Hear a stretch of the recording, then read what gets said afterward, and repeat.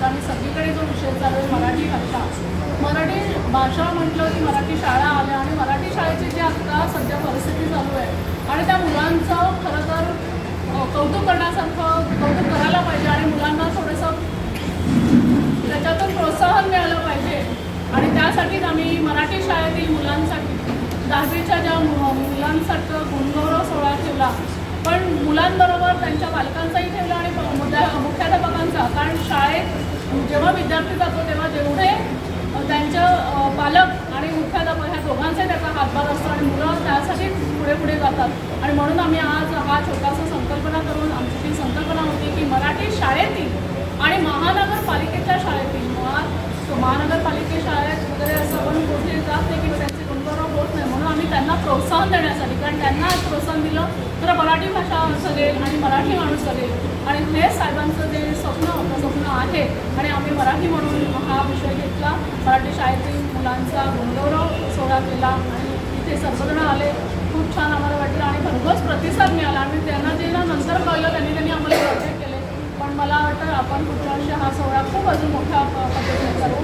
इथेच आमचे जय हिंद तर्फे मराठी शाळेतल्या विद्यार्थ्यांचा मुख्याध्यापक आणि पालकवर्ग यांचा जो आज सत्कार समारंभ घेतला त्याबद्दल प्रथम मी आमचे आयोजक स्मिता खरे, मीनाक्षी डुईबोडे, चेतना रामचंद्रन आणि अर्चना चिंदरकर यांचं पहिलं मनपूर्वक आभार मानतो. आभार मानायचं कारण एवढंच आहे की आज आपण बघतोय आज महाराष्ट्रामध्ये मराठीचं वातावरण खूप मोठ्या प्रमाणात राजसाहेबांनी उचलल्यामुळं चाललेलं आहे आणि तोच धागा पकडून मला वाटतं या महिलांनी एक चांगला उपक्रम राबवलेला आहे. कारण आपण बघतो बऱ्याच ठिकाणी कॉलेजमधली मुलं प्रत्येक मोठमोठ्या CBSE अशा मुलांमध्ये आपण बक्षीस समारंभ करतो, परंतु मराठीचा विषय घेऊन मराठी शाळेला पहिला न्याय दिला पाहिजे. शाळेतल्या मुलांना जे आज मराठीमध्ये जास्तीत जास्त गुणसंख्या मिळवतात त्यांचा सत्कार घेतला आहे. खरं त्याच्यामुळं जास्तीत जास्त आभारांना मानायला पाहिजे. इतका चांगला आणि एकदम उत्कृष्ट कार्यक्रम आज यांनी घेतलेला आहे आणि उत्कृष्ट नियोजन त्यांनी केलेलं आहे. मला वाटतं खरोखर वाखाणण्याजोगं आहे आणि मी त्यांना खरंच असेच कार्यक्रम पुढे घेत जा. आम्ही सर्व तुमच्या पाठीशी राहू. आज खास करून मराठी माध्यमातून घेतलं जातं आणि MCVC म्हणजे विद्यार्थ्यांनी स्वतःच्या पायावर उभं राहावं यासाठी आमच्याकडे अकाउंट्स आणि ऑडिटिंग पण आम्ही करतो आणि त्याचबरोबर इलेक्ट्रॉनिक.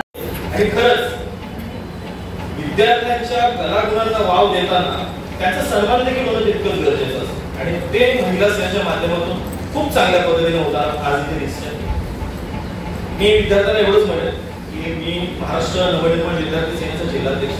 11वी पासून ज्या कॉलेजमध्ये तुम्ही येतात त्या कॉलेजमध्ये तुम्हाला काही अडचण येते शैक्षणिक दृष्टीने, एखादं कॉलेज असेल ते कॉलेज तुम्ही वोकेशनल कोर्सेस घ्या किंवा डिग्री कोर्सेसला जरी गेला त्या कोर्सेसला जाताना जर काही अडचणी येत असेल तुम्ही आम्हाला सांगा. हे कशा नुकतीच एक बातमी पाहिलेली, मागच्या आठवड्याभरापूर्वीची बातमी होती. या बातमीमध्ये मी पाहिलं की ठाणे जिल्हा हा महाराष्ट्रामध्ये अव्वल ठरलाय फक्त मराठी शाळांमधील ॲडमिशनमध्ये. आणि ह्या मराठी भाषेला धरून ठाणे जिल्ह्यामध्ये जे ॲडमिशन वाढलेले आहेत आणि त्या विषयाला धरूनच आज आमच्या महिला सेनेच्या वतीने महाराष्ट्र नवनिर्माण महिला सेना कल्याण शहराच्या वतीने विद्यार्थ्यांचा गुणगौरव सोहळा, त्यासोबतच त्या विद्यार्थ्यांच्या पालकांसोबत त्यांच्या मुख्याध्यापकांचा देखील आज इथे सन्मान इथे करण्यात आला आणि खूप सुंदर असा कार्यक्रम महिला सेनेच्या वतीने इथे राबवण्यात आला आणि संपूर्ण महिला सेनेच्या कमिटीचं मी इथे अभिनंदन करतो. तर त्यांनी खूप असा स्तुत्य असा उपक्रम घेतला आहे आणि ह्यापुढील देखील त्यांनी असे कार्यक्रम घेत राहावे अशी मी त्यांना शुभेच्छा देतो. धन्यवाद. ही विशेषतः गुणगौरव आज आमच्या या महाराष्ट्र नवनिर्माण महिला सेनेतर्फे आज इथे संपन्न झालेला आहे आणि या कार्यक्रमासाठी विद्यार्थी, पालक, मुख्याध्यापक या सगळ्यांनी उपस्थिती लावली आणि हा सुंदर उपक्रम या महिला सेनेतर्फे आज राबवण्यात आला. मी सर्व आयोजकांचे अभिनंदन करते आणि त्यांना शुभेच्छा देते की असे उत्तमोत्तम कार्यक्रम त्यांच्याकडनं होत राहावे एवढीच त्यांना शुभेच्छा देऊन मी इथेच थांबते.